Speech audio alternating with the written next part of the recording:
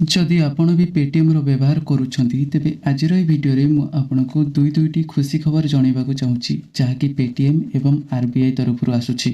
जेमिति कि आपण जानिथेबे किछि दिन पूर्वे आरबीआई पेटीएम पेमेंट्स बैंक उपरे बैन लगैथिला। एही बैंक रो व्यवहार केही भी करि परिबेनी, माने एथिरे कोनोसी भी आ डिपोजिट ही परिबनी, किंतु जो माने भी एथिरे पैसा रखिछंती ताहाको 29 फेब्रुआरी पूर्वरु काढी परिबे। तेबे एहाकु नेकी पेटीएम सूचना देइतिला जे जो माने भी पेटीएम पेमेंट्स बैंक रे व्यवहार करूछंती सेमानकु टेंशन नबार दरकार नै, अन्य बैंक सहित मिसिकी तार ग्राहक को बैंकिंग सुविधा प्रदान करिवो। जहाँ भी खबर आछे जे पेटीएम एक्सिस बैंक सहित टाई अप करिकी तार ग्राहक मानकु बैंकिंग सुविधा दबाकू जाउछि। परवर्ती खबर आछी आरबीआई तरफरु आरबीआई देइथिबा लास्ट डेट माने 29 फेब्रुआरी को एबे एक्सटेंड करि दैछि, जहाँकि एबे नुवा डेट आछी मार्च 15 माने मार्च 15 पर्यंत आपण माने पेटीएम रो पेमेंट्स बैंक रे पैसा काढी परिबे। एति सहित जो माने भी पेटीएम रो साउंड बॉक्स माने मर्चेंट माने जो माने भी साउंड बॉक्स व्यवहार करथले से माने तार व्यवहार मार्च 15 पर्यंत करि परिबे। तेबे एई दुईटी खबर उपरे आपनकर राय कोन ता कमेंट बॉक्स रे लिखि जणांतु।